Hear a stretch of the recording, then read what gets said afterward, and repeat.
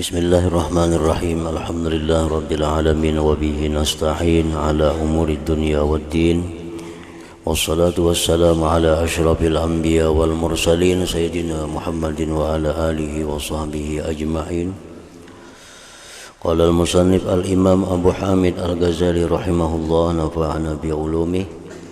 Wa minhum man la yujawizu amaluhu sa'ah kama qala nabiyyuna sallallahu alaihi wasallam, ya Abdullah idza asbahta fala tuhaddits nafsaka bil masa wa idza amsayta fala tuhaddits nafsaka bis sabah. Wa minhum man la yuqaddirul baqa aidan kana Rasulullah sallallahu alaihi wasallam yatayammamu ma'al qudrah 'alal ma qabla mudhi sa'ah wa yaqul la'alli la ablughu. ومنهم من يكون الموت نصب عينيه كأنه واقع به وهو ينتظره وهذا الإنسان هو الذي يصلي صلاة مودع. وفيه ورد ما نقل عن معاذ بن جبل رضي الله تعالى عنه لما سأله رسول الله صلى الله عليه وسلم عن حقيقة إيمانه فقال ما خطوت خطوة إلا ظننت أني لا أتبعها أخرى. وكما نقل عن الأسود وهو حبشي أنه كان يصلي ليلا ويلتفت يمينا وشمالا فقال له قائل ما هذا؟ قال أنظر ملك الموت من أي جهة يأتيني. فهذه مراتب الناس ولكل درجات عند الله وليس من أمله مقصور على شهر كمن أمله شهر ويوم بل بينهما تفاوت بالدرجة عند الله. فإن الله لا يظلم مثقال ذرة ومن يعمل مثقال ذرة خيرا يره إلى آخره. Makna kalam Imam Al-Ghazali rahimahullah wa nafa'ana bi'ulumih. Di antara mereka ada yang berangan-angan kekal, ada yang angan-angannya tidak melampaui sesaat. Sebagaimana sabda Rasulullah sallallahu alaihi wasallam, ya Abdullah idza asbahta fala tuhaddits nafsaka bil masa wa idza amsayta fala tuhaddits nafsaka bis sabah. Artinya, wahai Abdullah, apabila kamu berada di pagi hari, maka janganlah kamu berbicara kepada dirimu dengan waktu sore. Artinya, apabila kita berada di waktu pagi, maka jangan kita berangan-angan, jangan artinya merasa bahwa kita ini akan hidup sampai petang hari. Bila kita di waktu pagi, jangan kita merasa bahwa kita hidup sampai kena maghrib. Dan apabila kamu berada di sore hari, maka janganlah kamu berbicara kepada dirimu dengan waktu pagi. Nah, ini artinya bahwa golongan ini orang yang merasa bahwa dirinya itu kada berumur sampai lebih daripada 12 jam. Nah, ini orang-orang yang merasa bahwa dirinya itu kada berumur sampai 12 jam. Dan di antara mereka ada yang tidak menentukan kekal juga sesaat. Rasulullah sallallahu alaihi wasallam bertayamum serta mampu atas air sebelum liwat sesaat. Dan beliau bersabda, la'alli la ablughu, artinya mungkin aku tidak sampai kepadanya. Waktu itu Nabi ketiadaan banyu di tempat sidin. Lalu ujar sahabat, di sana ada banyu. Mungkin beberapa saat hanya sampai ke tempat banyu itu. Lalu Nabi kita bertayamum. Karena sidin merasa belum tentu sempat mendatangi banyu ke sana itu. Ini menunjukkan bahwa angan-angan Nabi itu atau perasaan hidup sidin itu kada sampai menyampati mendatangi tempat banyu di tempat yang disebutkan tadi. Dan di antara mereka ada yang kematian itu di hadapan kedua matanya, seakan-akan kematian itu jatuh dengannya, lalu ia menunggunya. Dan manusia inilah yang mengerjakan salat orang yang akan berpisah. Ujar Nabi, salli salata muwaddi'in, sembahyanglah kamu akan sembahyang orang yang berpisah, sembahyanglah kamu laksana orang yang sembahyang terakhir. Artinya ibaratnya sembahyang maghrib itu sudah sembahyang terakhirnya, kada sempat lagi menemui sembahyang isya. Dan padanya apa yang telah dinukilkan dari Mu'adz bin Jabal radhiyallahu taala anhu, ketika ia ditanya oleh Rasulullah sallallahu alaihi wasallam tentang hakikat imannya. Rasulullah bertanya kepada Mu'adz, "Wahai Mu'adz, apa hakikat iman engkau?" Maka ia menjawab, Mu'adz menjawab, "Tidaklah saya melangkah satu langkah, melainkan saya menyangka bahwa saya tidak mengikutinya dengan langkah yang lain." Itu menunjukkan bahwa perasaan hidup sidin itu sangat pendek. Melangkah kanan sudah kada menyangka lagi hidup melangkah yang kiri itu.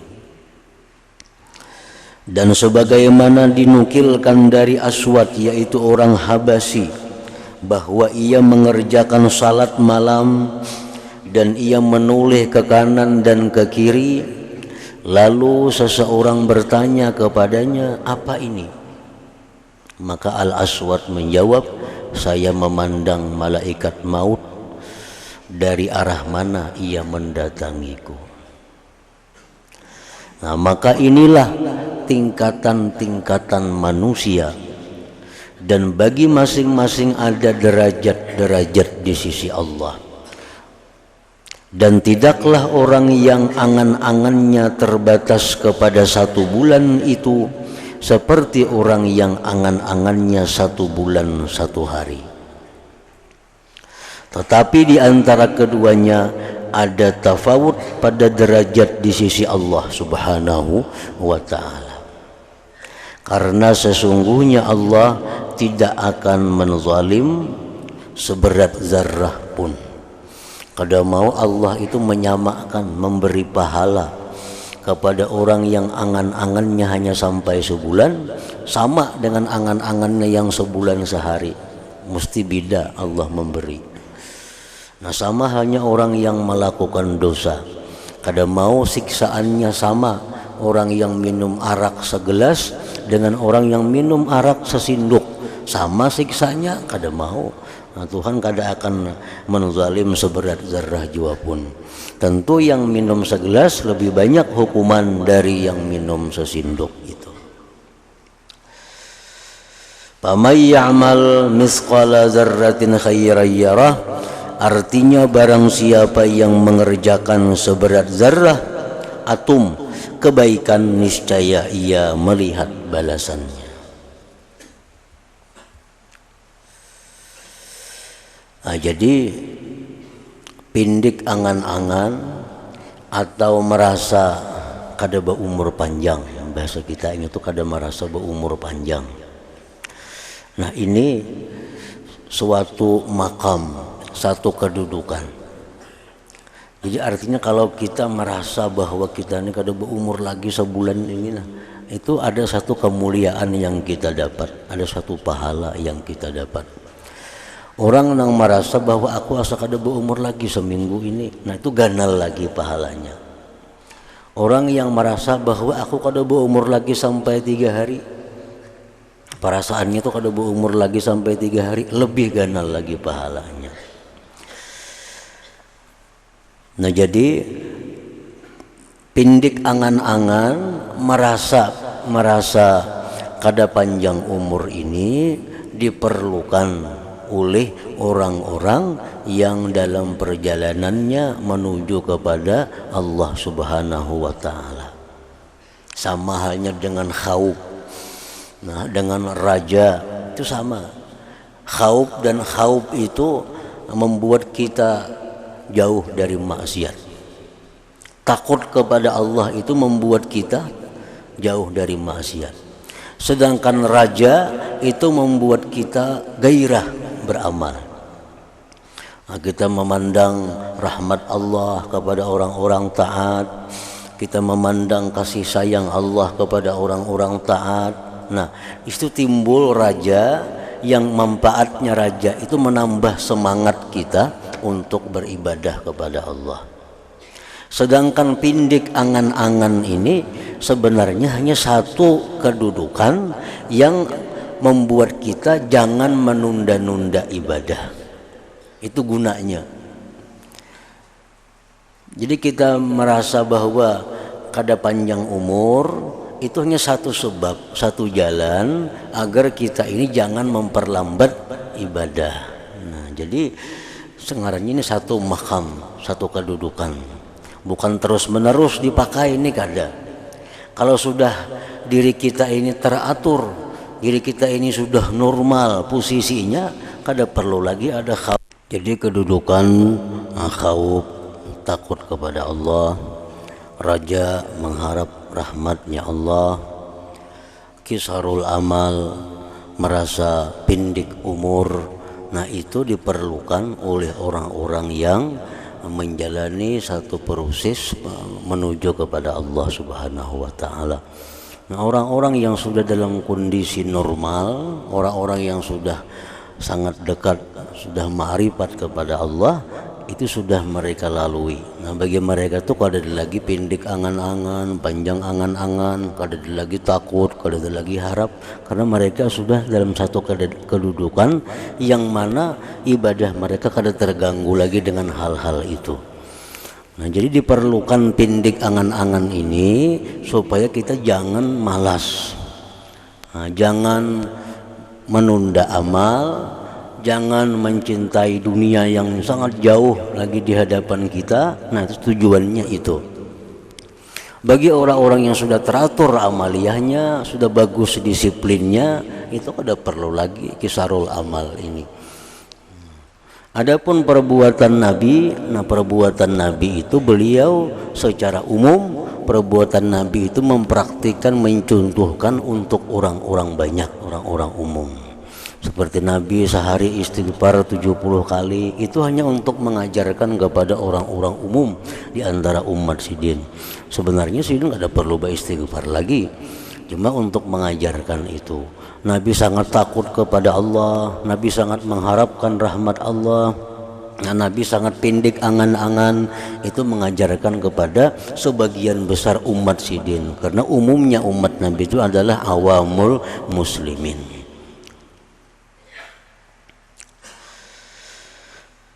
Nah, kemudian bekas pindik angan-angan itu pengaruh ipiknya pindik angan-angan itu, pengaruh merasa kada panjang umur itu tampak pada bersegera kepada amal. Nah, itu pengaruhnya. Orang yang merasa bahwa dirinya kada panjang lagi umur, nah itu membuat inya segera untuk melakukan tobat, segera bayar-bayar hutang lawan orang, segera minta halal, minta ridha kepada orang yang dizaliminya. Dan setiap manusia itu mengaku bahwa ia itu pindik angan-angan. Memang umumnya mengaku pindik angan-angan, sedangkan ia berdusta. Buktinya apa? Nah, buktinya kenapa kada ada perubahan lawan dahulunya. Beramal saleh kada bersegera, masalah-masalah sangkut paut lawan orang kada diselesaikan. Nah, mengaku pindik angan-angan itu adalah berdusta itu. Dan hanya saja yang demikian itu tampak dengan amal perbuatannya. Orang pada takut lawan Tuhan, tapi melakukan maksiat dustainya ngarannya. Kalau nya takut lawan Tuhan, kadangnya melakukan maksiat. Nah itu mesti tampak dengan amal perbuatan. Orang yang mengaku mengharap rahmat Allah, tapi kada banyak beramal saleh, itu kada bujur ngarannya mengharap rahmat Allah. Rahmat Allah tuh makin kita banyak beramal, makin banyak tercurah kepada kita. Nah sama halnya orang yang merasa mengaku bahwa dia pindik angan-angan, tapi kenyataannya praktiknya jauh dari itu, maka itu berdusta.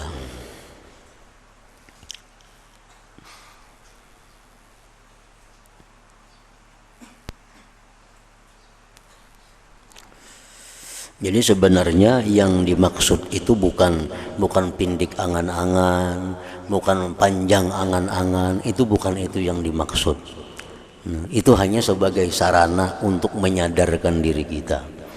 Sarana, alat untuk menyadarkan diri kita. Dengan pindik angan-angan, nah, supaya kita bersegera beramal. Supaya segera beramal, jangan menunda-nunda.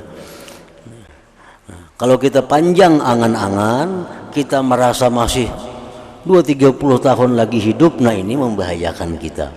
Beribadah malas, suka berhutang sana kemari karena merasa masih 20-30 tahun hidup lagi.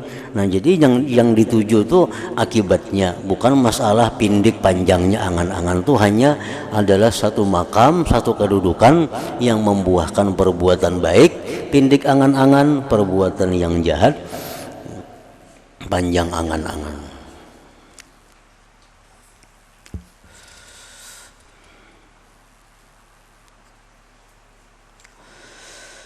Karena sesungguhnya ia memperhatikan kepada sebab-sebab yang kadang-kadang ia tidak memerlukan kepadanya dalam setahun.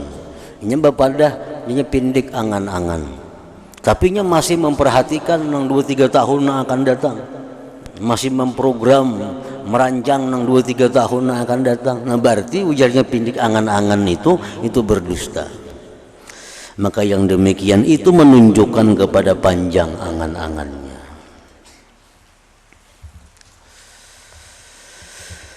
Hanya saja tanda mendapat taufik adalah bahwa kematian itu di hadapan matanya yang tidak akan dilalaikannya sesaat. Maka hendaklah ia bersiap-siap untuk kematian yang akan datang kepadanya pada waktu itu.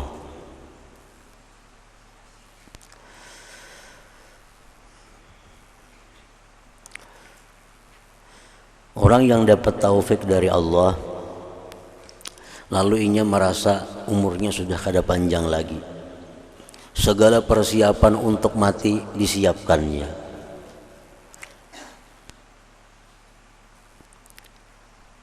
Ia menganggap bahwa maghrib ini kada sampai lagi umurnya. Maka jika ia masih hidup sampai sore, ternyata kamarian maghrib masih hidup, maka ia bersyukur kepada Allah Ta'ala atas taat kepadanya, dan ia merasa senang bahwa ia tidak menyia-nyiakan siangnya itu.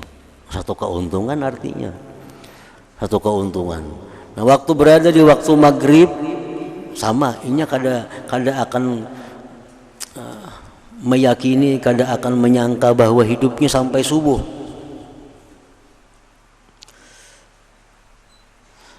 Begitu kena sampai subuh masih hidup, nah ini bersyukur kepada Allah, malam tadi waktu digunakannya kepada kebaikan, malam tadi waktu digunakannya untuk ibadah kepada Allah. Dan ini satu keuntungan lagi, hidup sampai subuh ini untuk menambah amal lagi.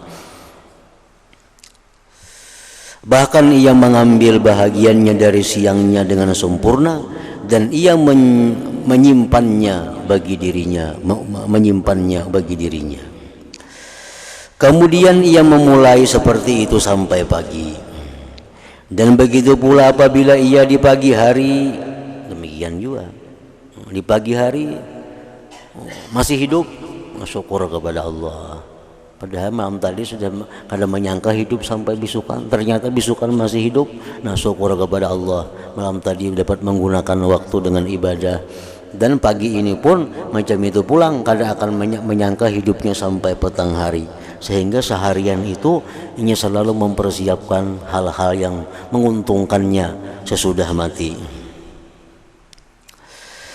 Dan ini tidak mudah kecuali bagi orang yang kosong hatinya dari bisuk dan apa yang ada padanya. Namun orang banyak pekerjaannya, orang yang banyak kesibukannya, memang ini sulit. Nah, yang demikian ini. Maka orang seperti ini apabila ia meninggal dunia, ini di waktu pagi tadi sudah kadang menyangka lagi juga hidup sampai kamarian, lalu ia gunakan waktu sebaik-baiknya. Mati juga akhirnya tengah hari umpamanya.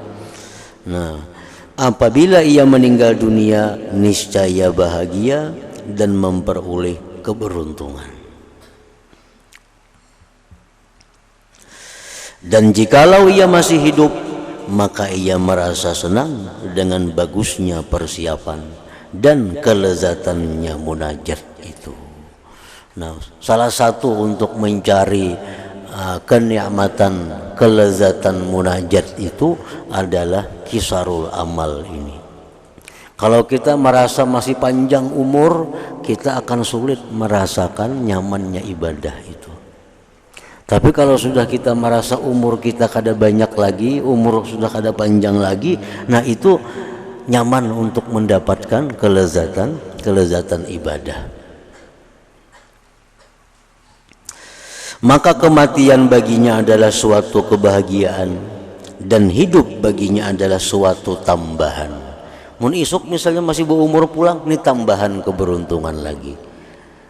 Isuk hidup pulang ternyata masih tambahan keberuntungan lagi. Anda kata mati, nah matinya dalam kebahagiaan.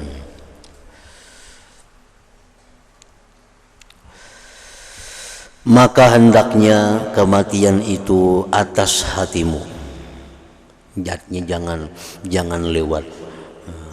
Artinya pada waktu-waktu tertentu itu kita memang harus ada ingat dengan mati itu. Walaupun kada selalu, tapi ada waktu-waktu tertentu yang dimana kita disuruh dijadikan wirid zikrul maut, mengingat kematian itu. Kan mengingat kematian itu satu ibadah, mengingat mati itu satu ibadah. Nah, jadi ibadah itu patut untuk dijadikan wirid. Arti wirid apa? Kebiasaan dalam waktu tertentu. Nah, di pagi hari termasuk kita jadikan wirid, misalnya mengingat kematian. Nah, macam imbah sembahyang sunat subuh, kan orang azan subuh, sembahyang sunat subuh. Nah, sesudah sembahyang sunat subuh itu disunatkan kita berabah. Yang bebantal salajur berabahnya. Berabah. Nah, berabahnya ini berabah nang bahiring menghadap kiblat. Nah, apa? Tazakkurul maut, mengingat kematian. Itu sunnah dan perintah Nabi. Nah, jadi begitu kita sembahyang sunat subuh 2 rakaat, itu sunat kita berabah sesaat. Artinya semenit 2 menit lah. Berabah kayak orang dalam liang lahat tuh, menghadap kiblat. Nah, di situ kita tazakkurul maut, kita mengingat kematian. Ini sunat dan disuruh oleh Nabi. Makanya sembahyang sunat subuh itu sunat di rumah. Sembahyang sunat subuh itu lebih ganal pahalanya kalau dilaksanakan di rumah, kada di masjid, kada dilanggar. Mun di rumah nyaman berabah itu sedikit, mun di masjid apa jurang berabah nih sembahyang sunat. Jadi mun di rumah kan nyaman berabah, ada apa-apa. Makanya sembahyang sunat subuh itu dianjurkan di rumah masing-masing. Ini tuntung sembahyang sunat subuh, tuntung wirid-wirid tadi hanyar ke masjid. Nah, itu. Maka hendaklah kematian itu atas hatimu. Nah, jadi kalau kita kawat tiap hari habis sembahyang sunat subuh, nah berabah kita berhiring, sisi tubuh sebelah awak, sisi tubuh kita sebelah kanan ini ke lantai, sisi tubuh sebelah kanan ini ke lantai. Nah, lalu kita menghadap kiblat, berhiring. 2-3 menit kita membayangkan dalam kubur kita ini, membayangkan kita mati diandak orang dalam kubur macam ini. 2-3 menit. Nah, itu mendatangkan pahala yang besar. Dan itu disuruh diulah wirid juga.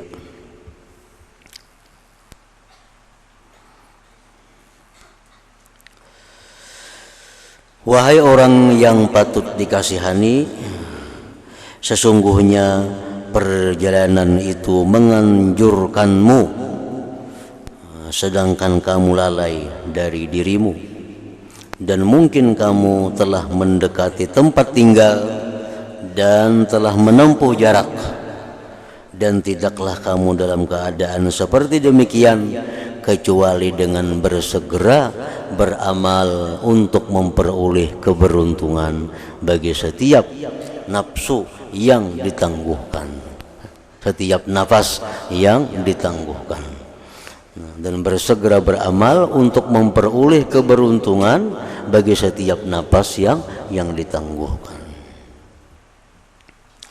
Nah, kemudian penjelasan tentang bersegera kepada amal dan peringatan bahaya penundaannya.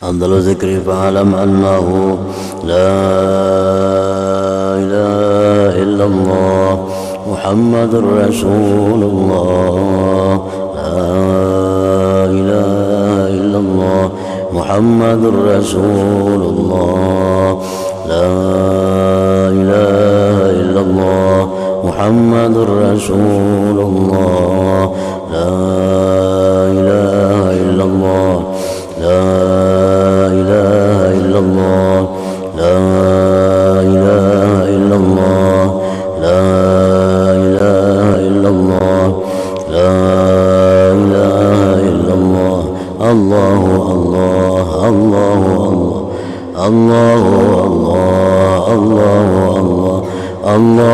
الله الله الله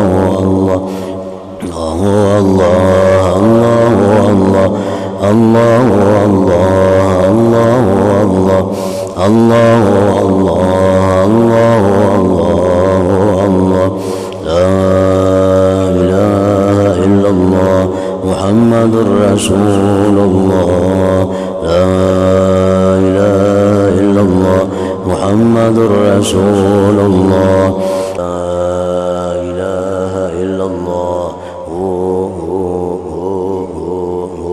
الفاتحة. إياك نعبد وإياك نستعين فيا أيها الراجون منه شفاعة صلوا عليه وسلموا تسليما.